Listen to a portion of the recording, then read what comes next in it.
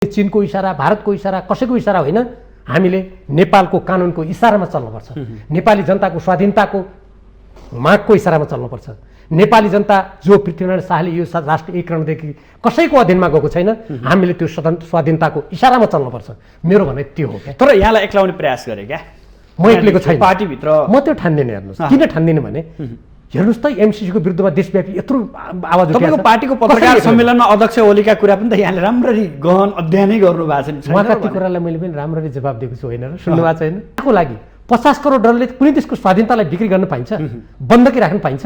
अहिले हेर्नुहोस् हाम्रो देशको अहिले पुँजीगत खर्च हेर्नुभयो भने 70% भन्दा बढी त्यत्तिकै रकम थन्किएको छ। हामीले माथिल्लो तामाकोसीमा नेपाली जनताले आफै बनाउन सके होइन बजेट हाम्रो।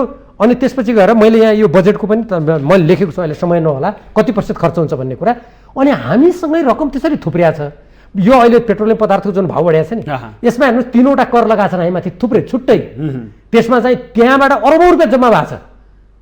त्यो पैसा कहाँ खर्च? यदि एमसीसी जस्तो यत्रो राष्ट्र स्वाधीनताको विषयलाई संसदमा छलफल गर्न नदिनु, यस सम्बन्धी विचार नबनाउनु, यो प्रतिवेदनको उल्लङ्घन हो, यो विधानको उल्लङ्घन हो र त्यो नै अनुशासनहीन काम हो। पार्टीका महाधिवेशनका निर्णय नमानेपछि त्यो अनुशासन माने हुन्छ कि हुँदैन? एउटा मैले त्यो जवाब दिएको छु। दोस्रो, जहाँसम्म हिरो सिरोको कुरा आउँदाखेरि मैले के भनेको छु भने यदि यसमा उहाँले संसदमा गएर देशको हितमा बोलेर उहाँ महाहिरो भइदिएको त म त खुसी हुन्थेँ। देश, पार्टी, सिद्धान्त र व्यक्तिको स्वार्थभन्दा धेरै माथि हुन्छ पनि मैले सँगसँगै भनेको छु। त्यो कुनै व्यक्ति विशेषले मानेन भने पार्टीको महाधिवेशनको यो प्रतिवेदनको उल्लङ्घन गरेको हुन्छ। म त यसको पक्षमा उभिन्छु। समग्र पार्टी त एमसीसीकै पक्षमा छ होइन? समग्र पार्टी एमसीसीको पक्षमा छैन। कहाँ निर्णय भएको छ? हामी जति बेला नेकपा थियौँ झलनाथ खनालजीको संघचौतोमा कार्यदल गठन भएको प्रेस मिट हेर्नु भएन भने अब कार्यान्वयनको चरण छ। कार्यान्वयनको कुरामा अगाडि बढिसक्यो। यसलाई अलि गहन रूपमा चाहिँ अगाडि बढाउनु पर्छ। यसको चाहिँ शङ्का उपशङ्का गर्ने बाटोहरू दिनु हुँदैन भनेको छ त समग्रमा एमाले त। नेपाली उहाँले जेसुकै भने अध्यक्षले भन्नुभएको मैले सुने त देशभक्त नेपालीहरूले यसका जुन राष्ट्रको हितमाथि आघात पुर्याउने प्रावधान छन् त्यसमा घन्टी बजाइरहनुपर्छ। यसको स्वाधीनता पक्षमा उभिन्छु जुन भन्नुभएको छ, एकदम राम्रो कुरा हो भने मैले। यो विरोध गर्नेहरू एक ठाउँ भएर नयाँ पार्टी बनाऊ भन्ने प्रसङ्ग त उठ्यो भनेर पनि भन्छ नि। यो देशभक्त मोर्चा भन्नुभयो उहाँले, भनेको ठ्याक्कै शब्द त्यही हो। देशभक्त मोर्चा बन्या हो। देशभक्त मोर्चा भन्नुभयो हो अहिलेलाई। तर मैले देशभक्त मोर्चाको हकमा भने अहिले हामी छुट्टा छुट्टै दलमा छौँ। अहिले आफ्नो ठाउँबाट राष्ट्रको हितमा कुरा उठाउँ, हेर्दै जाउँ र तपाईँहरूले पनि आफ्नो ठाउँबाट सशक्त रूपमा कुरा उठाइरहनु भएको छ। हामी पनि उठाउँछौँ र हेर्दै जाउँ। तत्काल यहाँहरूसँगै हिँड्ने सम्भावना छैन उसो भए? होइन, अहिले त मैले जस्तो हिजोको उहाँहरूको आमसभामा मलाई पनि आमन्त्रण गर्नुभएको थियो बोल्नको लागि। मैले के भने म नेकपा एमालेको सांसद र सदस्य हुँ र अब आन्दोलनमै जाने निर्णय गरेको बेलामा त मैले पार्टी छोड्नुपर्छ।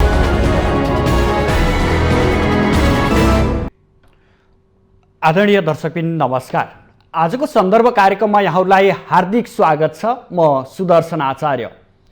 दर्शकबिन, लामो समयको सङ्घर्ष र वाद विवादका बीच अन्ततोगत्तो 12 बुँदे व्याख्यात्मक टिप्पणी सहित एमसीसी संसदबाट अनुमोदन भयो। अनुमोदन पश्चात दलहरूले आफ्ना पार्टीभित्र देखिएका विभिन्न विमतिलाई साम्य पार्ने प्रयास स्वरूप पत्रकार सम्मेलन नै गरे र चोखिने र चोखाउने प्रयास गरे। तर एउटा यस्तो पात्र जो संसदमा एमसीसी अनुमोदनका लागि बहस हुँदै गर्दा उसको पार्टीले प्रक्रियामै सहभागी नभएर विरोध जनाइरहेको थियो। यसै बीचबाट आफ्ना विचारहरू राख्दै चट्टानी अडानका साथ एमसीसी राष्ट्रहितमा छैन भनेर आवाज बुलन्द गर्नुभयो। त्यही पात्र आज हाम्रो अतिथिको रूपमा हुनुहुन्छ, यानि कि नेकपा एमालेका प्रभावशाली नेता डाक्टर भीम रावल। उहाँ एमसीसी नेपालमा लागू हुनु राष्ट्रहित विपरीत हो, यसले राष्ट्रको हित कदापि गर्न सक्दैन र समग्र राष्ट्रिय राजनीति एमसीसी प्रति झुकाव राख्दै गर्दा एक्लै भए पनि आफूले यो विरोधमा सामना गर्ने भनेर उभिनु भएको आज दृढ पात्र पनि हो। यसो भन्दै गर्दा सडकमा अझै पनि केही कम्युनिस्ट घटकहरू एमसिसी खारेज गरिनुपर्छ भन्ने आवाजहरू बुलन्द त गरिरहेका छन्। यद्यपि राष्ट्रिय राजनीतिका ठुला दलहरू नै यसको अनुमोदन गर्न सफल हुँदा अब एमसिसीको पाटो र बाटो कता लाग्ला आम चासोको प्रश्न बनिरहेको छ। आज हामी समग्र यो विषयमा चर्चा गर्नेछौँ। साथसाथै नेकपा विप्लव यानि कि महासचिव नेत्रविक्रम चन्द विप्लव र डाक्टर भीम रावल बीच भएको भेटवार्ताको अर्थ कस्तो छ भन्ने पनि जिज्ञासा भएको हुँदा यो प्रश्न पनि आज हामी उहाँसँग उठान गर्नेछौँ। आउनुहोस् आजका अतिथिलाई स्वागत गरौँ। डाक्टर साहब, स्वागत छ यहाँलाई माउन्टेन टेलिभिजनमा। धन्यवाद। निकै बहस भयो, यहाँ अडिगै रहनुभयो, आज पनि अडिग नै हुनुहुन्छ। यद्यपि अनुमोदन भयो, कसरी हेर्नु भएको छ? यो विषय कुनै व्यक्तिगत विषय नभएर यो राष्ट्रिय स्वाधीनतासँग सम्बन्धित विषय छ। नेपालको संविधान हामीले दुई पटक संविधान सभाको निर्वाचन गरेर निर्माण गऱ्यौँ। त्यसका कतिपय प्रावधान जस्तो उदाहरणको लागि स्वतन्त्र परराष्ट्र नीतिसँग सम्बन्धित छ, हाम्रो राष्ट्रिय सुरक्षासँग सम्बन्धित छ। जुन संसदले सुशासनको लागि तदनुकूलका नियम कानुन बनाउनुपर्छ त्यसका प्रक्रियाहरू मिचेको कुरासँग सम्बन्धित छ, हाम्रो राष्ट्रिय सुरक्षा सम्बन्धित छ, सँग सम्बन्धित छ।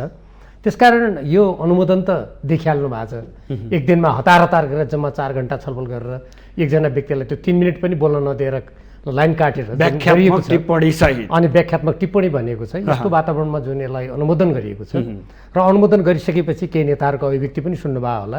यस्तो स्थितिमा यो सम्झौताका जो राष्ट्रघाती प्रावधानहरू थिए ती प्रावधानहरूलाई यथावतै राखेर केवल यसो लिपापोती गरेर एउटा भ्रमको पर्दा राखेर यसलाई अनुमोदन गरिएको छ। मलाई के लाग्छ भने देशभक्त नेपालीहरूले यसलाई नजिकबाट अवश्य पनि हेरिरहेका छन्। सरकारले जुन कुरा भनेको छ त्यसका परिणति के हुन्छन् भन्ने कुरा अवश्य पनि हेरिरहेको छ। मैले पनि मेरो व्यक्तिगत कुनै अमेरिकासँग सम्बन्ध बिगार्नुपर्छ या कुनै देशसँग घनिष्ठ सम्बन्ध पार्नुपर्छ, कसैसँग बिगार्नुपर्छ भन्ने आशय होइन। जसरी अमेरिका लगायतका विभिन्न देशहरूले आफ्नो राष्ट्रिय स्वाधीनताको पक्षमा आवाज उठाउँछन्, आफ्नो हितको कुरा गर्छन्, आफ्नो शर्तमा धक्का लागेपछि आफ्नो देशभित्र मात्र होइन समुद्र तरेर अरू देशमा पनि जान्छन्। हामीलाई समुद्र तर्नु त छैन, तर आफ्नो देशको संविधान बमोजिम आफ्नो पृथ्वीनारायण शाहले देशको एकीकरण गरेदेखि यसको स्वाधीनताको झन्डालाई झुक्न नदिने, नेपाली जनताको स्वाभिमानलाई झुक्न नदिने, त्यसमा आँचाउन नदिने कुरामा मैले जुन कुरा उठाउँदै आएको थिएँ, मैले यो अनुमोदनको कुरा गरिए पनि म त्यसमा यथावत छु। तपाईँले देशभक्त नेपालीहरू त्यसमा यथावत हुनुपर्छ र यसलाई नजिकबाट हेरिरहनुपर्छ भन्ने मेरो धारणा छ। तपाईँले यसो भन्दै गर्दा समग्र यो 12 बुँदे व्याख्यात्मक टिप्पणी र यो 12 बुँदेमा भएका यी शब्दहरूलाई केलाउनु पर्यो भने कसरी केलाउनुहुन्छ? मैले यो 12 बुँदे यहाँ ल्याएकै छु। मैले यसलाई धेरै पटक पढेँ र यो 12 बुँदे गरिरहँदा उहाँहरूले यो सन्धि कानुनको व्याख्या सम्बन्धमा यो भियना कन्भेन्सन कोसिरानी हाल्नु भएको रहेछ र त्यो भियना कन्भेन्सन पनि मैले राम्ररी पढेँ र त्यो भियना कन्भेन्सनलाई मैले दोहोऱ्याइ पढेँ र त्यस्तै यो अन्तर्राष्ट्रिय कानुन आयोग भन्ने छ, ल कमिसन, त्यसको प्रतिवेदन पनि मैले पढेँ, विस्तृत रूपमा पढेँ। त्यो 79 पृष्ठको एउटा रहेछ, मैले त्यो पनि पढेँ। अब यो मैले यो लिएरै आएको छु, तपाईँले पक्कै पनि सुन्नु होला भनेर। यो सन्धि सम्बन्धी कानुनबारे भियना अभिसन्धिको धारा 31 हो।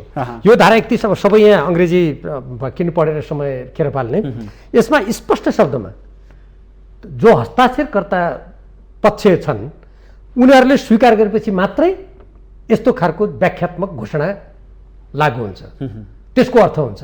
फेरि एउटा कुरा त्यो हुन्छ। दोस्रो के हुन्छ भने मैले तपाईँको ल कमिसन भन्ने अन्तर्राष्ट्रिय कानुन आयोग र मैले संयुक्त राष्ट्रसँग पनि सम्बन्धित विभिन्न देशहरूका बिचमा भएका सम्झौताहरू हेरेँ।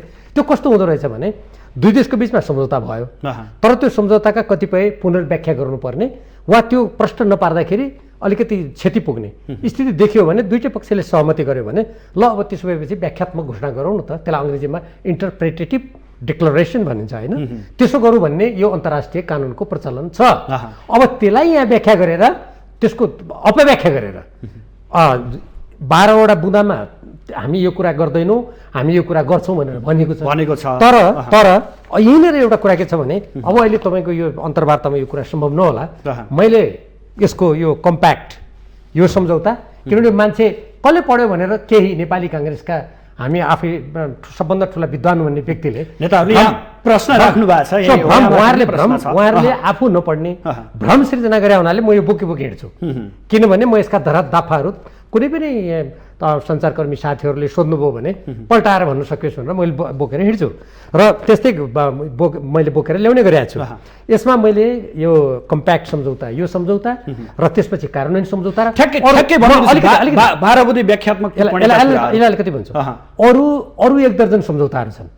यी सबै कुरालाई हेर्दा व्याख्यात्मक टिप्पणी जबसम्म नेपाल सरकारले हाम्रो प्रतिनिधि सभाबाट जे कुरा बाह्र बुँदे भएको छ त्यसलाई औपचारिक पत्रमा उल्लेख गरेर अमेरिकाले औपचारिक रूपमा हामी त्यसलाई यो सम्झौताको अङ्ग मान्छौँ भनेर भन्दैन, त्यसको कुनै पनि अर्थ छैन, त्यसले कुनै कानुनी प्रभाव उत्पन्न गर्दैन र यो सम्झौतामा जुन हाम्रो राष्ट्रलाई विहित गर्ने, हाम्रो राष्ट्रिय सुरक्षामा प्रश्न खडा गर्ने, हाम्रो स्वतन्त्र परराष्ट्र नीतिमाथि प्रहार गर्ने, हाम्रो कानुनमाथि प्रहार गर्ने, तपाईँले यसो भन्नु एमसिसी पारितको अनुबन्धनको कुरा त एमसिसीले अमेरिकाले त स्वीकारिसकेको अवस्था छ नि। यो सबैभन्दा नेपाली जनतालाई राजनीतिक दल र सरकारले यदि त्यस्तो भनेको हो भने योभन्दा नेपाली जनतालाई ढाँट्ने, योभन्दा गैरजिम्मेवार कुरा अरू केही पनि हुन सक्दैन। यो पनि झुटो उसो भयो, कहाँ भनेको छ त? मैले त्यो सबै हेरेँ नि। त्यो उसले के भनेको छ भने नेपालमा राजदूतावासले पनि त्यही भनेको छ, नेपालले काठमाडौँ स्थित अमेरिकी राजदूतावासबाट त्यही राति एउटा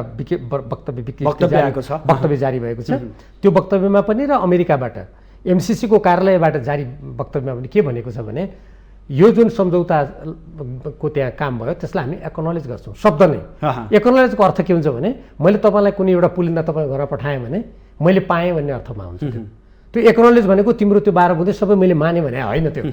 र एउटा कुरा दोस्रो के भनेको छ भने तपाईँले त्यसलाई हेर्नुभयो भने त्यो समाचारमा त्यो वक्तव्यमा हेर्नुभयो भने तपाईँहरूले त्यो बाह्र बुँदे तपाईँको संसदबाट गर्नुभएछ अनि त्यसपछि हामीले त्यसलाई मान्यौँ भने कहीँ लेखेको छ भनेपछि यसरी नेपाली जनतालाई नेपालको नेता भएर नेपाली जनताको करबाट भत्ता खाएर नेपाली जनतालाई यसरी ढाँट्ने भनेको हेर्नु साँच्चै राजनीतिक रूपमा त यो घोर अनैतिक काम हो। यो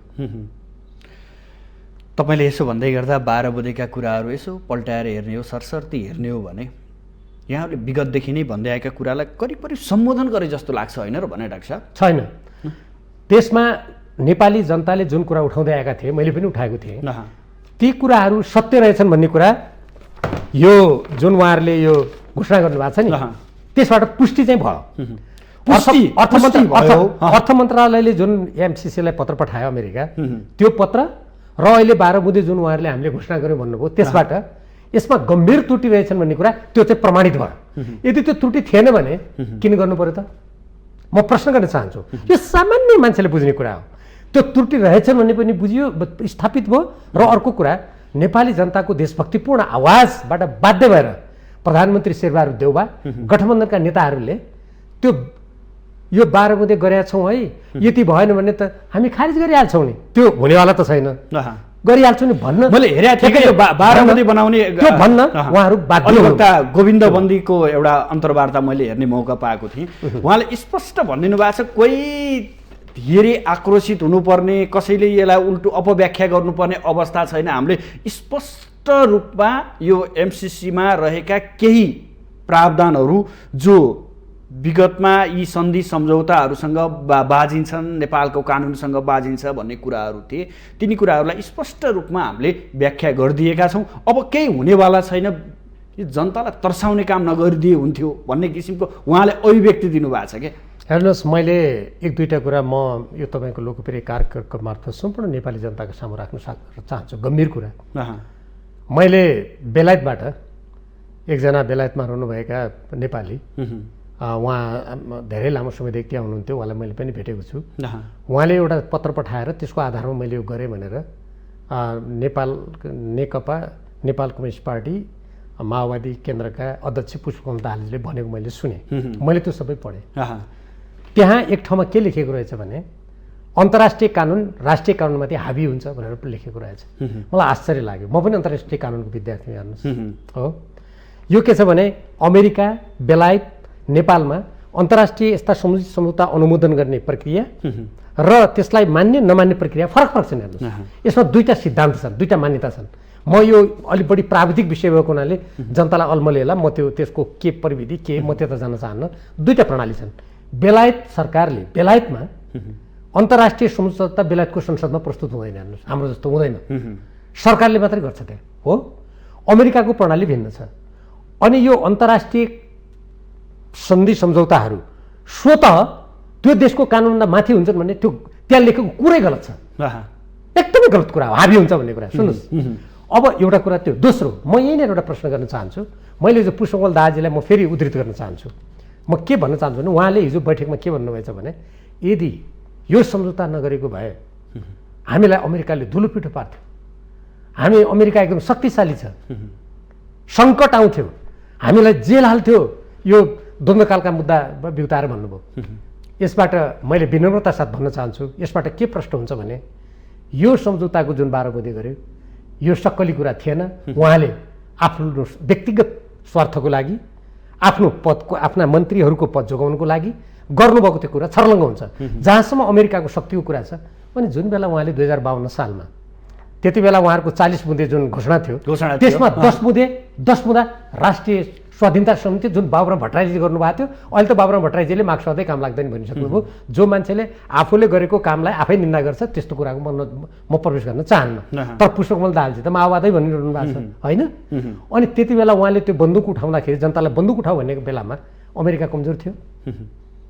म एकैछिन मलाई भन्न दिनु होला है त, के कमजोर थियो? म नेपाली जनताले प्रश्न सोध्नुहोस् पुष्पकमल दाहालजी जस्ता व्यक्तिलाई, के कमजोर थियो? त्यति बेला बन्दुक किन उठाउनु भयो त? त्यसो भए त उहाँले देशलाई भद्रगोल पारिदिउँ भनेर उठाउनु भएको रहेछ। किनभने अहिले अमेरिकासँग एउटा राष्ट्रको स्वाधीनताको लागि सम्झौताका बुँदा संशोधन गर्नुपर्छ भन्न नसक्नेले अनि त्यो बेला बन्दुकको लडाइँ लडेर मैले सिंहदरबार कब्जा गरौँला भनेर उहाँले कसरी सोच्नुभयो त? अमेरिका त त्यो बेला पनि थियो। अहिले त्यो बेलाको भन्दा अमेरिकालाई चुनौती दिनको लागि धेरै देशहरू बहुध्रुवीय हुन लाग्छ विश्व। एसियाकै कुरा गर्नुहुन्छ भने चीन र भारतले नै धेरै शक्ति आर्जन गरिसकेका छन् त्यो बेला र अहिले। त्यो बेला त अमेरिका अझ एकलौटी ठुलो अझै शक्ति थियो। अहिले चुनौती दिने अवस्था पनि त्यति छ्याङ्ग भइसकेको थिएन। अनि त्यो बेला बन्दुक उहाँले किन उठाउनु? उसो भए 12 बुँदे व्याख्या म अब जोड्छु यसमा। उहाँले किन त्यति बेला बन्दुक उठाउनु भयो? त्यसो भए यो यसबाट के देखिन्छ भने 12 बुँदे भनेको जनताको दबावमा आएर हामीहरूले उठाएका तर्कहरूलाई खण्डन गर्न नसकेर उहाँहरूले त्यो त हो तर एउटा पर्दा हालेर छेकौँ, त्यो म अझ बेलायतबाट पठाएको पत्रको आधारमा नै मैले गरेँ जुन भन्नुभएको छ।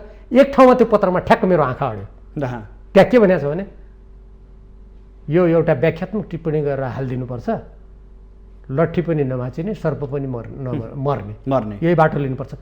एउटा अन्तर्राष्ट्रिय सम्झौता राष्ट्रको स्वाधीनतासँग सम्बन्धित कुरामा त्यस्तो सल्लाह लेखिएको पत्रलाई पुष्पकमल दाहालजीले सिरानी हाल्नु भएको छ, शेरबहादुर देउवाले सिरानी हाल्नु भएको छ, अरू जो जिजहरू गठबन्धनमा छन् नेताहरू। यो हेर्नुहोस् धेरै दुःखको कुरा हो। यसरी राष्ट्रिय स्वाधीनतालाई पदको लागि 12 बुँदे नितान्त जनताको आँखामा हाल्ने प्रयास मात्रै हो, यहाँको बुझाइ त्यसरी रह्यो। त्यो प्रश्नै छ। नत्र म उहाँहरूलाई एउटा भन्न चाहन्छु, तैपनि म एउटा शङ्काको लाभ उहाँहरूलाई दिन्छु, किनभने यो गम्भीर विषय हो। म शङ्काको लाभ उहाँहरूलाई के दिन्छु भने त्यसो भए प्रतिनिधि सभाबाट जुन यो अनुमोदन भएको छ, यो अनुमोदन गरेको कुरालाई हामीले यस्तो गऱ्यौँ, अब यसमा तपाईँहरूको सहमति, तपाईँहरूले चाहिँ यसलाई स्वीकार गर्नुहोस् भनेर लेखेको पत्र नेपाली जनतालाई तुरन्त सार्वजनिक गरियोस्। तुरन्त हामी हेर्छौँ के चिठी लेख्नुहुन्छ। शेरबहादुर देउवा प्रधानमन्त्रीजी र पुष्पकमल दाहाल प्रचण्डजीले केही समय अगाडि सारा कूटनीतिक मर्यादाका पर्खालहरू भत्काएर नेपाली जनताको स्वाभिमानलाई तिलाञ्जली दिएर जसरी गोप्य पत्र पठाउनु भयो त्यस्तो गर्यो भने त्यो नेपाली जनतामाथिको अर्को घात हुन्छ। त्यस कारण उहाँहरू चिठी पठाउनुहोस् न। पहिले चिठी पठाएपछि एमसिसीको कार्यालयबाट के प्रष्ट चिठी आउनु पर्यो भने तपाईँहरूले उठाएका जुन 12 बुँदा छन् ती 12 बुँदा हाम्रो यो कम्प्याक्ट सम्झौताका अङ्ग बन्ने छन् भन्ने कुरामा हामी सहमत छौँ। म त्यो दिनको प्रत्यक्षमा छु। म त्यति बेलासम्म ल एकछिन शङ्काको लागि उहाँलाई दिन्छु। यद्यपि यो जुन 12 बुँदा गरिएको छ यो 12 बुँदा मात्र होइन, मैले भने 1 दर्जनभन्दा बढी सम्झौता छन् जुन सम्झौतामा अमेरिकाको राष्ट्रिय सुरक्षादेखि लिएर त्यो जहाँ जहाँ प्रसारण लाइन जान्छ नि त्यसले चर्चेको जग्गामा एमसिसीको आधिपत्य हुने कुरा गरेको छ। हाम्रो भूमि हो कि उनीहरूको? अनि यदि नेपाल सरकारले यति धेरै हाउगुजी नगर्दिनु, हाउगुजी होइन, म यो हेर्नुहोस् विधानका तपाईँको अब यहाँ समय सम्भावना छ भने डाक्टर साहब तपाईले यस्तो धेरै आशंका किन पैदा गरिराख्नु भएको छ भने हेर्नुहोस् आशंका त गर्नै हुँदैन। हामी जस्तो अमेरिकी सेना बुट बजार दिन्छ नेपालमा आएर त्यो भूमि अमेरिकाको हुन्छ, अमेरिकी कानुन लागू हुन्छ, यति धेरै आशंकाहरू तपाईले व्यक्त गर्दै गर्दा म कहिले पनि आशंका गर्दैन यस्तो कुरामा। हामी जस्तो मान्छेले आशंकाको भरमा हिँड्यो भने त्यो गैर जिम्मेवारी काम हुन्छ। मलाई राम्ररी थाहा छ। हेर्नुहोस्, तपाईँले जमिनको कब्जाको कुरा गर्नुभयो, यो कार्यान्वयन संहिताको धारा 1 दफा 1.2 BII-मा, अब यो अङ्ग्रेजी लामो छ, यसमा प्रष्ट शब्दमा के लेखेको छ भने MCA नेपाल MCC को निर्देशनमा चल्छ भन्ने कुरा सम्झौतामा स्पष्ट, कुनै शङ्का नहुने गरी। मैले अन्तर्राष्ट्रिय कानुनको व्याख्या पढेँ। अन्तर्राष्ट्रिय कानुनको व्याख्यामा के हुन्छ भने जुन यो भियना अभिसन्धि र अरू ल कमिसनदेखि सबैमा यसको अनुसूची, यसका पत्राचार समेत सन्धिको अङ्ग बन्छन्। हेर्नुहोस्, ती पत्राचारहरू पनि मैले जति कार्यदलमा छँदाखेरि जति प्राप्त गरेँ सबै पढाएको छु। यसमा त्यो भूमि यो अवधिभरि मात्रै होइन कि अनिश्चित कालसम्म त्यो MCC को अधीनमा कब्जामा जाने कुरा यी दफाले भन्छ, मेरो आशंका होइन। अब यी जुन कुराहरू छन्, यी कुराहरूमा म शङ्काको लाभ दिउनु त एकछिन भन्ने हो भने अब पत्र त पठाइसक्यो होला नि त, या कि पत्र पठाउनु पर्ने यत्रो दिन भइसक्यो अनुमोदन भएको, त्यो पत्र नेपाली जनतालाई बाहिर ल्याउनु पर्यो। सरकारले, शेरबहादुर देउवा प्रधानमन्त्रीजीले ल्याउनु पर्यो, गठबन्धनका नेताहरूले ल्याउनु पर्यो। त्यसको जवाब के आउँछ हामीले हेर्न पर्यो। त्यहाँ साँच्चै उहाँहरूको यो जुन कथित, मैले त्यसलाई ठगात्मक घोषणा भनेको थिएँ संसदको मञ्चबाट, किन भनेको थिएँ भने त्यस्तो कुरामा हाम्रो कानुन, हाम्रो संविधान, हाम्रो अन्तर्राष्ट्रिय प्रचलन कानुनहरू अनि संसदमा छलफल गर्नु पर्दैन भन्नुहोस् त। त्यसैले मैले त्यो भनेको थिएँ। त्यो आओस् न त पत्र हेरौँला नि। पत्रको प्रतीक्षामा म प्रतीक्षा गरेर आशावादी रूपमा मैले प्रतीक्षा गरे होइन, मैले चुनौतीका साथ त्यो पत्र शेरबहादुरजी, पुष्पकमल दाहालजी, जो हुनुहुन्छ उहाँहरू अहिले जनतालाई जुन एउटा पर्दा लगाएर यथार्थमा गठबन्धन कसरी जोगाउने म यहाँ भनिहाल्नु, एउटा जनताले थाहा पाउनुपर्छ। यसको खास अन्तर्य के हो भने यो 12 बुँदेको, यो 12 बुँदेको यस्तो पर्दा हो जुन पर्दाले जनतालाई छेकेर भित्रपट्टि पद बाँडीचुडी कसरी पद जोगाउने, छोड्ने, यो संविधान समुदाय राष्ट्रिय स्वाधीनता भने केही पनि होइन, यो हाम्रो स्वार्थ कसरी जोगाउने, त्यसको एउटा पर्दा हो यो। आज म प्रायः जसो यहाँमाथि उठेका प्रश्नहरूको मात्रै जवाब खोज्ने प्रयास गर्छु।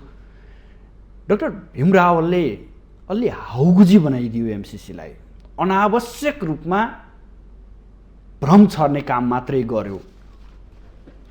यत्रो राष्ट्रिय राजनीतिका सबै दलहरू, सबै शीर्ष तहका नेताहरू एकमत हुँदै गर्दा भीम रावललाई यति धेरै खरो विरोधमा उत्रिनुको कारण के, किन यो यसरी लागि परेको छ भनेर यहाँमाथि प्रश्न चिन्ह उठिरहेछन् कि डाक्टर साहब? हेर्नुहोस्, म नेकपा एमालेको सदस्य हुनुभन्दा अगाडि म नेपाली थिएँ। तपाईँ पनि पत्रकार हुनुभन्दा अगाडि नेपाली हुनुहुन्थ्यो। यो देशप्रति, यसको स्वाधीनताप्रतिको कर्तव्य हाम्रो सबैभन्दा माथि हुन्छ। देश, सिद्धान्त, विचार पार्टीभन्दा माथि हुन्छ। म त्यसो भन्नेहरूलाई नेपालको संविधानको स्मरण गराउन चाहन्छु। नेपालको संविधानको धारा 48 को क पढेर सुनाऊ। यो नागरिक कर्तव्य हो। ल अरू कुरा नमान, पार्टीका सिद्धान्त पोलेर खाऊ, केही छैन, किनभने पार्टी बन्छन् भत्किन्छन्। नेपालमा राजनीतिक दलको प्रादुर्भाव विक्रम सम्वत 1992 पछि मात्रै भएको हो, जब प्रजा परिषद गठन भयो टङ्क प्रसाद आचार्यजीले गर्नुभयो। त्योभन्दा अगाडि त नेपालमा दलहरू थिएनन् नि, तर नेपाल थियो, यी डाँडा काँडाहरू थिए, यहाँका जाति समुदाय संस्कृति थियो, होइन र? अब हेर्नुहोस्, म संविधानको यो पढेरै सुनाउनु पर्ने भयो। यो त्यसो भन्नेहरूलाई नागरिक कर्तव्य, म अरू यसको तलको म पढ्दिनँ। क सबभन्दा माथि राष्ट्रप्रति निष्ठावान हुँदै नेपालको राष्ट्रियता, सार्वभौमसत्ता र अखण्डताको रक्षा गर्नु, यो नागरिकको कर्तव्य हो। र त्यसबाहेक हामी पार्टीको सदस्य हुँदा पनि हामीले यस्तै शपथ खाएका छौँ र पदमा जानेहरूले पनि यस्तै शपथ खाएका छौँ। त्यहाँ अझ एउटा शब्द छ, हेर्नुहोस्, बडा मिठो शब्द, कसैको डर नमानी राष्ट्रको हितमा उभिनेछु। अनि जब अब यहाँनिर एउटा सानो तपाईँलाई म एउटा उदाहरण दिन्छु, सानो उदाहरण दिन्छु। अब यसैसँग मतलब किन भीम रावलले मात्रै त गरेको छैन। अहिले तपाईँ माओवादी केन्द्रका 3-3 जनाले त लिखित रूपमा नोट अफ डिसेन्ट लेख्नु भएको छ। कृष्णबहादुर महरा, देव गुरुङ र लीलामणि पोखरेलजी, उहाँहरूलाई धन्यवाद दिन चाहन्छु। म मात्रै त छैन, त्यो ममाले प्रहार केन्द्रित गर्नलाई भने हो। सडकमा यत्र मान्छे छन्, म मात्रै त छैन नि, रापरवादेखि सबैले विरोध गरेका छन्, होइन? तर त्यो मलाई बढी केन्द्रित गरेर त्यो भनेको तपाईँमाथि बढी इङ्कित छ। त्यो त यसो म प्रश्न बोल्ने भयो नि, प्रश्न बोल्दाखेरि तथ्य राखेपछि त उनीहरूलाई तथ्य सुनेको उनीहरूको टाउको दुख्ने भयो नि, डर त्यहाँनिर छ। त्यसैले आक्रमण। म एउटा भन्छु, मैले यो धेरै जुन गर्यो भन्नुभएको छ, उदाहरणको लागि यो कम्प्याक्ट सम्झौता हो। कम्प्याक्ट सम्झौताको धारा 5 हेर्नुहोस्, धारा 5 को 5(1) ख को 3 पढ्नुहोस्। 3 मा के भनेको छ?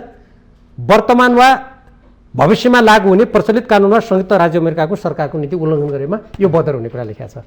यसको अर्थ के हो भने त्यो नेपालले मान्नुपर्छ। अचम्मको कुरा के छ भने म तपाईँलाई अर्को कुरा सुनाउँ होइन, किन भीमरावले त संविधानमा लेखेको नागरिक कर्तव्य त पालना गर्नु पर्यो नि।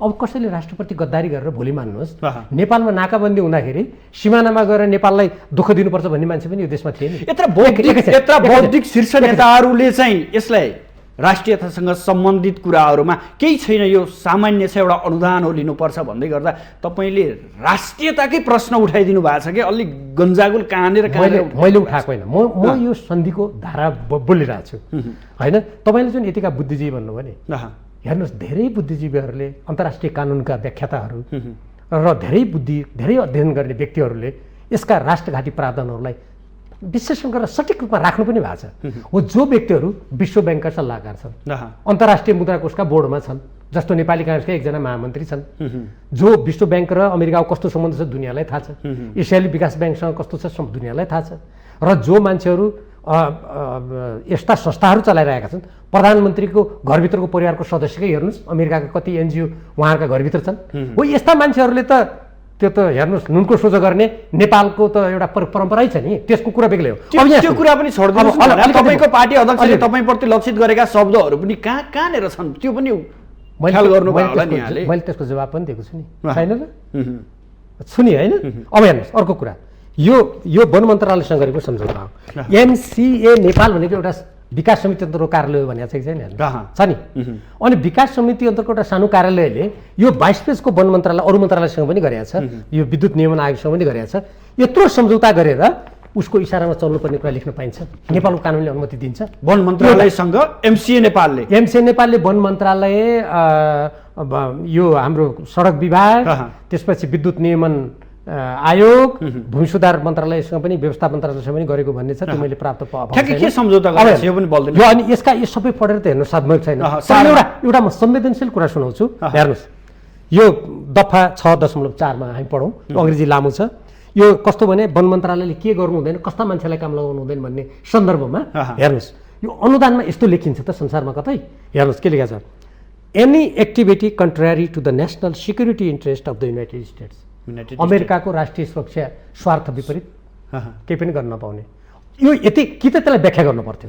अमेरिकाको सुरक्षा स्वार्थ भन्नाले के जस्तो मान्नुहोस् अहिले युक्रेनमा युद्ध भएको छ, ल मान्नुहोस् यसले अब कतिपय मान्छेहरू भनिरहेछन् त्यो नहोस् भन्ने म कामना गर्छु, म तत्काल भइहाल्छ जस्तो लाग्दैन मेरो विश्लेषणमा। ल मान्नुहोस् तेस्रो विश्वयुद्ध भयो, एकछिन मानौँ उदाहरणको लागि हो, किनभने दक्षिणी चीन सागरमा पनि तनाव भइरहेछ, एसिया प्रशान्त क्षेत्र त तनावको क्षेत्र हुने धेरै खतरा बढिरहेको छ। ल भोलि मानौँ भोलि अमेरिकाले मेरो राष्ट्रिय हितको लागि भनेर उसले काङ्ग्रेसले उसले त के गर्छ, अमेरिकाको यो कानुन बनाउने तरिका बेग्लै छ फेरि। जस्तो हेर्नुहोस् हङकङमा विवाद भयो, हङकङ सम्बन्धी उसको कानुन, चीन सम्बन्धी कानुन अमेरिकाको संसदले बनाइदिन्छ, हामीले देखाएको छौँ नि।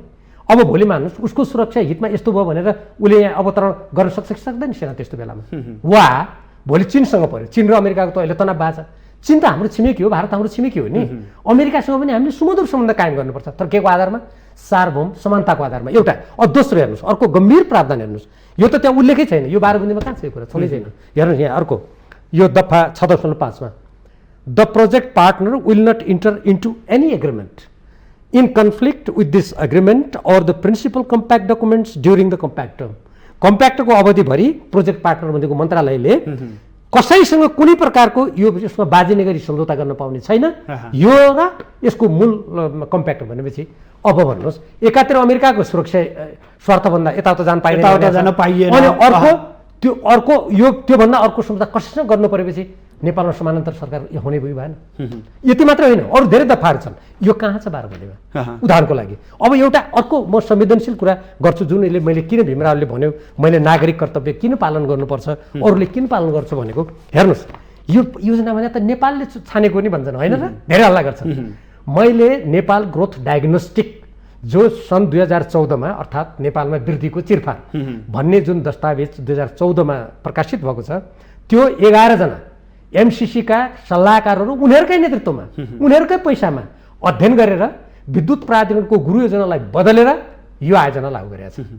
यो कुरा नेपालले आफै मागेका योजनाहरू छन् नि त नेताहरूले। भने त मैले यो चिरफार यो वृद्धिको चिरफार भन्ने दस्तावेज एमसिसीकै निर्देशनमा उसैका मान्छेले तयार गर्न लगाए, नेपालीहरूलाई त्यसमा एउटा टिम बनाए, अनि त्यो अनुसार गरेको मैले भने नि त्यसको खण्डन गर्न सकेँ। त्यहाँबाट लगाइदिएको कुरा हो यो। अनि किन आएको त 11 जना सल्लाहकार, 11 जना सल्लाहकार र उनीहरूकै निर्देशनमा किन तयार गरेको त? किन तयार गरेको? एक ल त्यो त भइहाल्यो, ल भइगयो एकछिन 14औं कुरा छोडिदिउँ, एकछिन मान्नुहोस् होइन। ल हेर्नुहोस्, सुन्नुहोस्, अनुसूची 5मा अनुसूची 5 को कमा हेर्नुहोस्, सरकारले एमसिसीलाई सार र रूपमा चित्त बुझ्ने योजना तयार गरी पठाउनु पर्नेछ।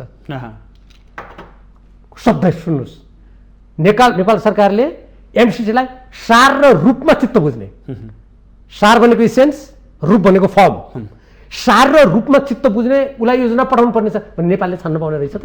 उसलाई पठाउनु पर्नेछ, त्यति मात्र होइन, अझ पढ्नुहोस्, यहाँ हेर्नुहोस्। त्यस्तो योजना पठाउँदा भारत सरकारले सो योजनाको समर्थन गरेको हुनुपर्छ। कहाँबाट बिचमा भारत आयो? यसको जवाब ती जो यसका पक्षमा लागेका बुद्धिजीवीहरू हल्ला गर्यो, भ्रम जवाब दिएको सुन्नु भएको छ कहिले? काहीँ सुन्नु भएको छ? त्यसकारण मैले तपाईँको अब प्रश्नको उत्तर दिन्छु अहिलेको। यति किन भनेको भने अनि मैले यो हुँडलेको होइन नि। हेर्नुहोस्, देशभक्त यदि कोही छ भने खुल्ला रूपमा बहस गर्न पनि तयार भए केही नेताहरू त आउनुहोस् बहस गरौँ भनेर त उहाँले खुल्ला रूपमै चुनौती दिनु भएको छ। मैले जति बेला संसदमा त्यस्तो एकजनाले भन्नुभयो, मैले तलबाट के भनेको थिएँ भने तपाईँसँग यो तपाईँको निर्वाचन क्षेत्र मेरो निर्वाचनको कुरा नगरौँ न, यही संसदमा मलाई आधा घन्टा समय दिउँ न, यही छलफल गरौँ न, किन हतार हतार यो राति यो हतार हतार किन पारित गर्ला? मैले त्यही प्रतिवाद गरेको थिएँ। र अझ मैले भनेको थिएँ भोलिपल्ट एउटा सञ्चार माध्यमलाई अन्तर्वाद दिँदाखेरि, शेरबहादुर देउबाजी र उहाँका को विज्ञ हुन्, टुडी खेलमा आयोजना गरौँ, म तयार छु भनेको थिएँ, म अहिले पनि तयार छु। त्यसकारण तपाईँले अघि भने अब म जवाब दिन्छु। यो कुनै मेरो व्यक्तिगत विषय भएर मैले हुँडलेर भ्रम होइन, एउटा कुनै पनि देशभक्त नेपाली देशभरि स्वदेश प्रवासमा जहाँ छ, आफ्नो देशको स्वाधीनता मिचिन लाग्दा, आफ्नो देशको संविधान मिचिन लाग्दा उसलाई चर्याउँछ। हेर्नुहोस्, मलाई पनि चर्याएको र ऊ बोल्छ, उसले अभिव्यक्ति दिन्छ। म तपाईँलाई यो संविधानको अर्को प्रश्न यहीँनिर जोड्छु। अर्को कुरा, डाक्टर भीमरावले जवाफ दियोस् न त, एमसिसी लागू भएका कुन देशमा अमेरिकी सेना आएको छ, अमेरिकी सेनाले काम गरिरहेको छ, यो जवाब दियोस् न। यहाँ माथि अर्को प्रश्न पनि राखिरहेको छ। प्रश्नहरू गरौँ केही छैन, यो बहस गर्न सकिन्छ। म यो गठबन्धनका नेताहरूले नि बहस नगर है, बहस गर्यो भने देश विभाजित हुन्छ भनेर जनतालाई मूर्ख बनाउने मेरो त्यस्तो प्रेस हुँदैन। म तपाईँको प्रश्नमा आउँछु, यो कुरा कोटिएको हुनाले अलिकति भनिहाल्छु। नेपालमा बहुदलीय व्यवस्था छ होइन, एउटा पार्टीले अर्को पार्टीको सिद्धान्तको आलोचना गर्छ, मत हाल्दाखेरि पनि जनताले विभाजित भएर मत हाल्छन्। अनि आज शेरबहादुर देउबा प्रधानमन्त्रीजी र उहाँका गठबन्धनका नेताहरूले यो जनता विभाजित हुन्छ है, यो यसमा बहस गर्न पाइँदैन कि उहाँ निर्दलमा जानु खोजे।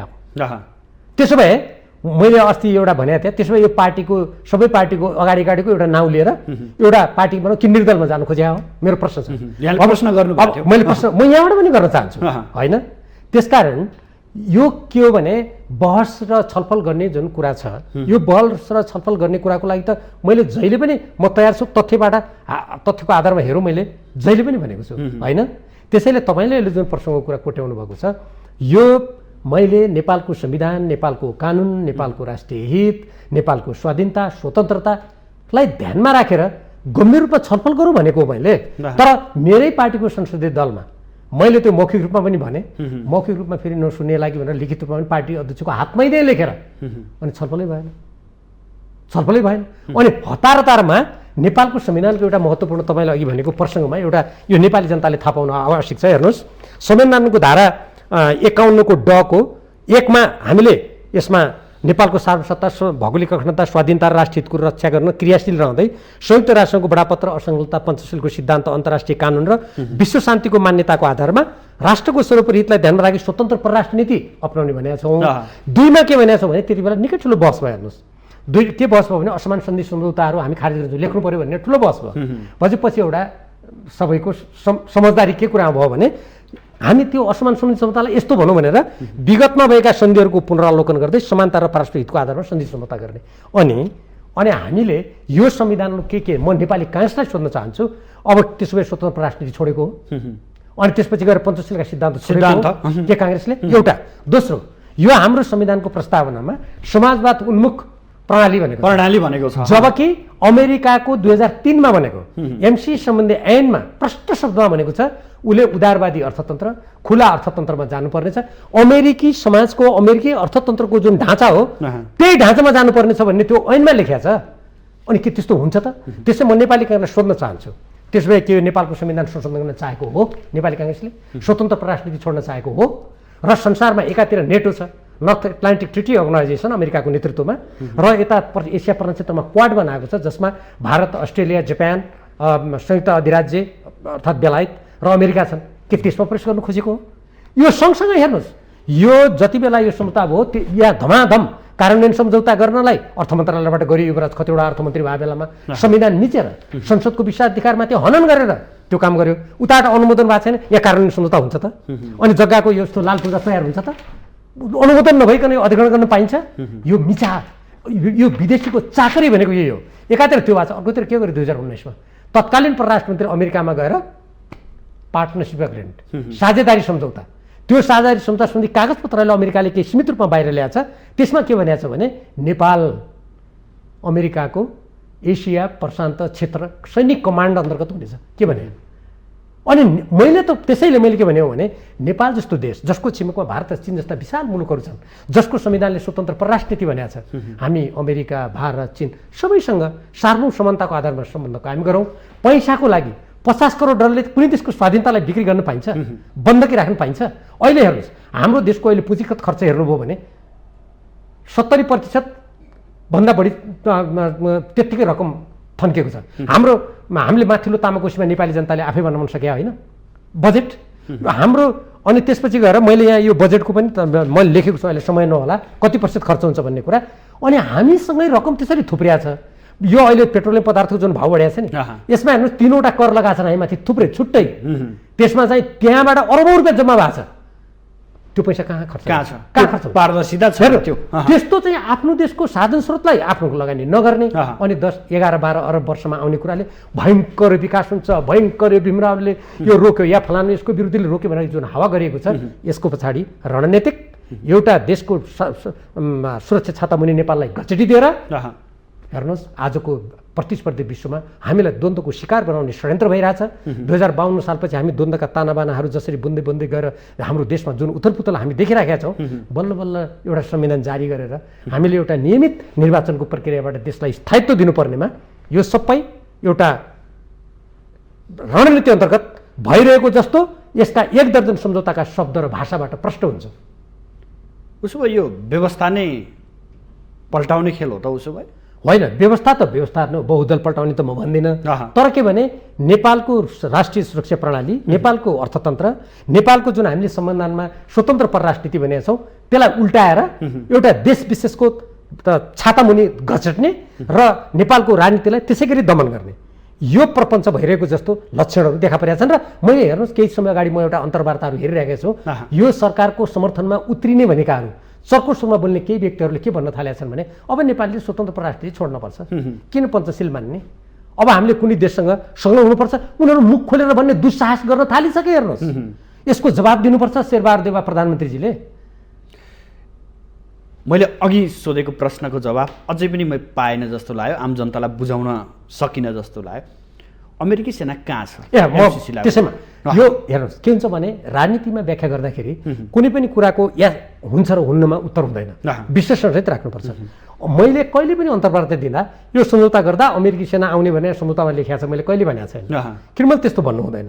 विश्लेषण के हो त भने जब अमेरिकी राष्ट्रिय सुरक्षा स्वार्थ अनुसार नेपाल चल्नुपर्ने भनिसकेपछि भोलि मान्नुहोस् ठुला देशहरूको त अहिले एकदमै अन्तर्राष्ट्रिय राजनीतिमा द्वन्द्व चर्किरहेछ, हामी देखिरहेछौँ नि। भर्खरै आज म समाचार पढ्दै थिएँ, चीनले पनि सुरक्षा बजेट बेपत्ता बढायो, अमेरिकाले पनि बढायो, सबले बढायो भनेर हामी सुनिरहेछौँ नि। यसले के देखाउँछ भने कतै अन्तर्राष्ट्रिय राजनीति युक्रेनमा एउटा आगोको झिल्का सल्की पनि सकेको छ, यो खतरनाक दिशातिर जान्छ कि भन्ने खतरा त छ। जस्तो दोस्रो विश्वयुद्धमा स्विजरल्यान्ड स्वतन्त्र भएर बस्यो, कुनै पनि पक्षमा लागेन। त्यति बेला अलाइड पावर र एक्सिस पावर भन्ने दुईटा अङ्ग्रेजी शब्द मैले प्रयोग गरेँ होइन, एउटा धुरी राष्ट्र र अर्को सहयोगी राष्ट्र। समग्रमा यहाँले विश्व परिवेशलाई हेरेर त्यति मात्र होइन, म सम्झौतामै आउँछु। त्यस्तो स्थितिमा एउटा आर्थिक सम्झौताको नाममा कुनै एउटा शक्तिशाली देशको राष्ट्रिय सुरक्षा स्वार्थ अनुरूप काम गर्ने छौँ, हामी त्यो अनुसार चल्ने छौँ र परराष्ट्र नीति नेपालकोलाई अब धराशायी पार्ने कुरा यहाँ दफामा राखिसकेपछि नेपालको शासन प्रणाली जस्तो एमसिए नेपाललाई नेपाल सरकारले सम्पूर्ण रूपमा आफ्नो अधिकार दिनेछ, त्यसलाई कुनै निर्देशन दिन पाउने छैन। एमसिसी प्रति त्यो संस्था उत्तरदायी हुनेछ। झट्ट हेर्दा हाम्रो सचिव बोर्डको अध्यक्ष, तर उत्तरदायी कता अमेरिका। अनि अमेरिकाप्रति उत्तरदायी हुनु मिल्छ? नेपालप्रति उत्तरदायी हुनुपर्छ, नेपालको दाना पानी खाने मान्छेले, होइन? अब कार्यान्वयनमा गइसक्यो। सेनाको कुरा गर्छु, तपाईँलाई उठाएको उत्तर भएन क्या, तपाईँले दोहोऱ्याएर पनि सोध्नुभयो नि। त्यसकारण कुरा के हुन्छ भने अब यसले के गर्छ भने सुरक्षा छाता हामीले अमेरिका जस्तो देशको ओढ्न पर्ने स्थिति यो सम्झौताले खडा गर्छ, उत्पन्न गर्छ। अनि भोलि यहाँ मान्नुहोस् सम्झौता कार्यान्वयन गर्नेमा कुनै समस्या भयो, अस्ति बानेश्वरमा के भयो, जब जनताले विरोध गरे बाहिर जिल्लाबाट समेत सुरक्षाकर्मी ल्याएर दमन गरियो। म त्यो दमनको म निन्दा गर्छु। राष्ट्रको स्वाधीनताको झन्डा उठाउनेलाई आफ्नो देशको सुरक्षाकर्मी ल्याएर दमन गर्ने, उसले सरकार पल्टाउने कुरा गरेको छैन, शासन प्रणालीको विरोध गरेको छैन, संविधानको विरोध गरेको छैन। त्यो त हामीले देख्यौँ आँखाले, हो? त्यहाँ कति क्रूरतापूर्वक दमन गरेको हामीले देख्यौँ। अब मान्नुहोस् भोलि यो बाटो बनाउने बेलामा यो त विदेशीले कब्जा गर्ने जस्तो रहेछ भनेर जनताले बुझ्यो। अहिले त अझै बुझ्न बाँकी छ। जस्तो मडागास्कर पहिलो एमसिसीको योजना लागू भएको देश हो। त्यहाँ के भयो, त्यहाँ भूमि सम्बन्धी थियो, श्रीलङ्कामा पनि भूमि सम्बन्धी, हाम्रो पनि यहाँ भूमि कब्जा गर्ने। म यहाँ यो लामो हुन्छ, म अहिले त्यता जान चाहन्न। अनि के भयो त्यहाँ, त्यसपछि जब त्यो भूमि कब्जा गर्न थाल्यो विदेशी कम्पनीले, जनताले थाहा पाएपछि जनता आन्दोलनमा उत्रे। अनि आन्दोलनपछि के भयो, सैनिक विद्रोह भयो, योजनै विफल भयो, होइन? अब यहाँ के खतरा छ भने तर अमेरिकी सैनिक आजकल के हुन्छ थाहा छ, अन्तर्राष्ट्रिय राजनीतिमा यो बुझ्नु हामी, म राजनीतिशास्त्रको विद्यार्थी हो, मैले धेरै देशहरूमा यो देखेको छु। यो हुन्छ के भने आजकल सोझै सेना गएपछि अहिले रुसको विरुद्धमा मान्छे कसरी ओरिरहेको छ नि, यो स्थिति खडा हुन्छ। संयुक्त राष्ट्रसङ्घले विरोध गर्छ, सुरक्षा परिषदले विरोध गर्छ, अनेक हुन्छ नि, शान्तिप्रिय जनताले विरोध गर्छन्। आजकल शक्ति राष्ट्रले के गर्छन् भन्दाखेरि त्यसको सम्पूर्ण सरकारलाई कठपुतली बनाइदिने, आफ्नो इसारामा चल्ने। एक दोस्रो के गर्छन्, केही सिप्न लाग्यो भने सैनिक विद्रोह गरेर सेना नै आफ्नो इसारामा चल्ने बेची उहाँको सेना किन ल्याउनु पर्यो, किन ल्याउनु पर्छ, एउटा कुरा। दोस्रो अर्को खतरा के हुन्छ भने भोलि मान्नुहोस् प्रसारण लाइनले जमिनमा विदेशी कब्जा हुन थाल्यो भने जनता आन्दोलनमा उत्रे, मान्नुहोस् नेपाली जनता राष्ट्रभित्रको संयन्त्रलाई खलबल पार्ने काम गरेको छ। त्यति मात्र होइन, मैले सेनाकै संहिताको कुरा गर्दैछु। जस्तो मान्नुहोस् भोलि प्रसारण लाइनले जमिन विदेशीले कब्जा गर्न थाल्यो, जनताले बुझेर आन्दोलनमा उत्रे, नेपालको प्रहरी सुरक्षाकर्मीले त्यसलाई नियन्त्रण गर्न सक्ने अवस्था आएन। के भनिएको छ भने सम्झौतामा त्यो सबै अमेरिकाको एमसिसीको अधीनमा त्यसको प्रोपर्टी हुनेछ भनेको छ, होइन? उसको सम्पत्ति हुनेछ भनेछ। अब भोलि मेरो सम्पत्तिमा खतरा भयो भने अनि आउँदैन सेना? म यसरी बुझ्नुपर्छ। टाढासम्मको कुरा जुन देशले 2 वर्षको लागि पनि सोध्दैन त्यो देशका शासकहरूले त शासन नगरे पनि हुन्छ, नालायक हुन् तिनीहरू। अहिले अमेरिका जस्तो युरोप जस्तो देशले 100 वर्षको सोध्छ। 1950 मा जुन मोहन शमशेरले चाहिँ सन्धि गर्यो, अनि त्यो सन्धि 50 वर्षपछि नेपाल के हुन्छ किन सोच्ने, अहिले धस्काइदिउँ भनेर धस्काउँदाखेरि सत्ता आफ्नो जोगाउनलाई उनी मरेर पनि गए। म यो जोडी चाहन्छु, कृपया जोड्न दिनुहोस्। उनी मरेर पनि गए, तर भयो के, हामी 1950 को सन्धि अन्तर्गत भारतले हामीलाई बाहिरबाट हतियार ल्याउन नपाउने, कोही कुरामा नियन्त्रण गर्ने आधार उसले दियो, हो? देख्दैन? त्यसको नेपाली काङ्ग्रेसले समर्थन गर्यो। कोशी गण्डकी सम्झौता, त्यसपछि महाकाली सम्झौता, अनि केही समय अगाडि कर्णाली सम्झौता, यो सम्पूर्णमा नेपाली काङ्ग्रेसले विदेशीहरूलाई खुसी पार्ने, घुँडा टेक्ने, नेपाली स्वाभिमान र नेपाली हितमाथि आघात पुर्याउने काम गर्दै आयो। एमसिसी त्यसको पराकाष्ठा पछिल्लो सबभन्दा निकृष्ट उदाहरण हो। काङ्ग्रेसलाई मात्रै आरोप लगाउनु होइन, काङ्ग्रेसले नेतृत्व गरेको छ नि त, प्रधानमन्त्रीको काम होइन रोक्ने, प्रधानमन्त्रीको काम के होइन यो हस्ताक्षर गर्ने। यहाँ के भन्छन् भने केपी ओलीले संसदमा पेश गर्यो, मैले त त्यसको विरोध गरेको र नेकपा छँदाखेरि हामीले कार्यदल पनि बनायौँ, हामीले रोक्यौँ पनि नि त, त्यसलाई पेश गर्न पनि दिएनौँ नि त, होइन? केपी ओलीले पेश गर्न, ओलीजीले पेश गर्न खोज्दा हामीले विरोध पनि गऱ्यौँ, त्यसलाई रोक्न पनि खोज्यौँ। हामीले त्यो गरेको त सबै दुनियाँलाई थाहा छ, होइन? अब के भयो त, अब यो सम्झौता गर्ने, यो सम्झौतामा सही गर्ने, यसलाई औपचारिक रूप दिने त केपी ओलीजी होइन नि। यहाँ हामी पढेर सुनाउँ, हेर न त। नाम ज्ञानेन्द्र बहादुर कार्की अर्थमन्त्री, एकातिर सही गरेको छ, अर्कोतिर नाम जोनाथन जी नास प्रमुख कार्यकारी कायम मुकायम। एउटा कायम मुकायम अधिकृतसँग अर्थमन्त्रीले सही गर्ने बेला त्यसै बेला नेपालको स्वाभिमानलाई झुकाइसक्यो, त्यसै बेला कूटनीतिक मर्यादालाई मिचिसक्यो। अहिले आएर फेरि नाङ्गो रूपमा मिच्न थालेका छन्। पुष्पकमल दाहाल र शेरबहादुरले चिठी लेखेर दोस्रो चोटि मिचिसक्यो। अब अहिले आएर समय निकै कम छ। अर्को प्रश्न यहाँ माथि बिआरआईका कुरा छन्, वर्ल्ड ब्याङ्कका सहयोगका कुरा छन्, त्यसभित्र भएका सम्झौताका कुराहरूमा डाक्टर भीम रावलले प्रश्न उठाउँदैन। त्यहाँ पनि कस्ता कस्ता सम्झौताहरू हुन्छन्, ती कुरामा चाहिँ उठाउँदैन। एमसिसीको बारेमा यति धेरै आवाज किन उठाइरहेछ, कतैबाट परिचालित त होइन भन्ने अर्को प्रश्न यहाँ यो के भने जो दलालहरू हुन्छन् नि, मैले अघि भने नि एउटा एनजिओबाट $1 लाख तलब खाने, कल्पना गर्नुहुन्छ? अहिले यो एमसिसी आयोजनामा विदेशी कन्सल्टेन्ट सल्लाहकारलाई 30 लाख महिनाको, नेपालीलाई 10 लाख छ। म सबै देखाइदिन्थेँ तपाईँलाई समय भएदेखि। अनि कार्यालय कहाँ छ? 5 तारे होटलमा छ। माथिल्लो कर्णालीको एउटा दफामा 2 वर्षभित्रमा वित्तीय व्यवस्थापन नगरेपछि त्यसको खारेज हुने, त्यसले प्रति मेगावाट प्रतिदिन जुन हर्जाना तिर्नुपर्छ त्यो 1.5 अरबभन्दा बढ्ता छ। शेरबहादुर देउवाले 10-11 दिनभन्दा अगाडि 24 महिनाको म्याद थप्नुभयो। विकासको चिन्ता गरे यिनीहरूको हेर्नुहोस् होइन। र जहाँसम्म बिआरआईको तपाईँले प्रसङ्ग गर्नुभयो, मैले धेरैचोटि भनिसकेँ, म यहाँबाट पनि भन्न चाहन्छु। बिआरआई गरेको प्रकाश शरण महत परराष्ट्र मन्त्री छँदाखेरि हो, तैपनि उहाँले काङ्ग्रेसले गरे पनि बिआरआईको कुनै पनि प्रावधानमा चिनिया कानुन मान्नुपर्ने छ, चिनिया सुरक्षा स्वार्थमा धक्का दिन पाइने छैन, चिनिया त्यो कम्पनीले हाम्रो यहाँको जग्गा कब्जा गर्ने छ भने लेखेको छ भने म त्यसको खुलेर विरोध गर्नेछु। मैले जे पद प्राप्त गरेका थिएँ बिआरआईको सम्झौता, त्यो कहीँ पनि त्यस्तो लेखेको छैन। यदि लेखेको छ भने ल्याउनुहोस् न त। एउटा कुरा विश्व ब्याङ्क र अब मोनिटरी फन्ड, अन्तर्राष्ट्रिय मुद्रा कोष र एसियाली विश्व ब्याङ्कको सम्झौताको कुरा, मैले त्यसका जे जति सम्झौता आजसम्म पढेको छु आर्थिक सहयोग लेनदेनका ऋणका, त्यसमा यसरी तिम्रो राष्ट्रिय सुरक्षा हाम्रो हातमा हुनेछ, मेरो कुरा त्यो राष्ट्रिय सुरक्षा यो सामरिक कुरातर्फ लगेको मैले देखेको छैन। यदि कुनै पनि विश्व ब्याङ्कसँग अन्तर्राष्ट्रिय मुद्रा कोषसँग त्यस्तो सम्झौता हुन्छ ल्याउनुहोस् न त, उहाँहरूकै त सरकार छ नि। एकैचोटि म कुरा गरौँ, शेरबहादुर देउवाजी प्रधानमन्त्री हुनुहुन्छ होइन, उहाँकै अर्थमन्त्री, उहाँले नै अराउने पढाउने मान्छे, ल्याउनुहोस् न नेपाली जनताको अगाडि। त्यस्तो छ भने यहाँ छ, यहाँ किन माने देखाउनुहोस् न, म त्यसै बेला भन्नुला। मैले आजसम्म पढेकोमा त्यस्तो देखेको छैन। यदि छ भने ल्याउनुहोस्, हामी मान्दैनौँ। हामीले हेर्नुहोस् कुनै चिनको इसारा, भारतको इसारा, कसैको इसारा होइन, हामीले नेपालको कानुनको इसारामा चल्नुपर्छ। नेपाली जनताको स्वाधीनताको मागको इसारामा चल्नुपर्छ। नेपाली जनता जो पृथ्वीनारायण शाहले यो राष्ट्र एकीकरणदेखि कसैको अधीनमा गएको छैन, हामीले त्यो स्वाधीनताको इसारामा चल्नुपर्छ। मेरो भनाइ त्यो हो क्या। तर यहाँलाई एक्लाउने प्रयास गरे क्या? म एक्लैको छैन, पार्टीभित्र म त्यो ठान्दिनँ। हेर्नुहोस् किन ठान्दिनँ भने हेर्नुहोस् त एमसिसीको विरुद्धमा देशव्यापी यत्रो आवाज उठेको, पार्टीको पत्रकार सम्मेलनमा अध्यक्ष ओलीका कुरा पनि त यहाँले राम्ररी गहन अध्ययनै गर्नु भएको छ। उहाँका ती कुरालाई मैले पनि राम्ररी जवाब दिएको छु होइन र, सुन्नुभएको छैन? मैले राम्ररी जवाब दिएको छु नि। उहाँले के भन्नुभयो भने यो चाहिँ आत्मकेन्द्रित, आत्मप्रचारक र अनुशासनीय भन्नुभयो। मैले के भने मैले यो पनि बोकेको छु, त्यो समय नभएर हो। मैले हेर्नुहोस् राजनीतिक प्रतिवेदन र विधानमा लेखेका कुराहरूलाई अगाडि सारेर यदि एमसिसी जस्तो यत्रो राष्ट्र स्वाधीनताको विषयलाई संसदमा छलफल गर्न नदिनु, यस सम्बन्धी विचार नबनाउनु, यो प्रतिवेदनको उल्लङ्घन हो, यो विधानको उल्लङ्घन हो र त्यो नै अनुशासनहीन काम हो। पार्टीका महाधिवेशनका निर्णय नमानेपछि त्यो अनुशासन माने हुन्छ कि हुँदैन, एउटा मैले त्यो जवाब दिएको छु। दोस्रो, जहाँसम्म हिरो सिरोको कुरा आउँदाखेरि मैले के भनेको छु भने यदि यसमा उहाँले संसदमा गएर देशको हितमा बोलेर उहाँ महाहिरो भएदेखि त म त खुसी हुन्थेँ। देश, पार्टी, सिद्धान्त र व्यक्तिगत स्वार्थभन्दा धेरै माथि हुन्छ पनि मैले सँगसँगै भनेको छु। त्यो हो पनि। अब कार्यान्वयनको चरणमा गइसक्यो, के गर्ने भने होइन, कार्यान्वयनको चरणमा गयो भन्दैमा हाम्रो राष्ट्रको स्वाधीनतामाथि, हितमाथि आघात पुर्याउने यसका प्रावधान छन्। यसको कार्यान्वयन भोलि कसरी हुन्छ?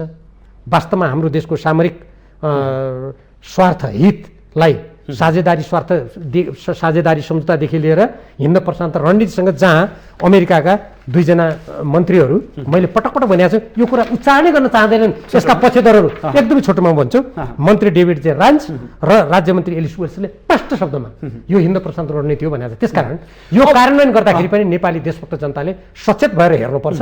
अमेरिका कार्यान्वयनको कुरा भयो, यहाँको भूमिका कस्तो रहन्छ म यो प्रश्न र साथसाथै यहाँलाई नेकपाका महासचिव नेत्रविक्रम चन्दले भेट्नु पनि भएको छ, के विषयमा छलफल भयो? यो समग्र प्रश्नको उत्तर कृपया छोटो संक्षेपमा भन्छु।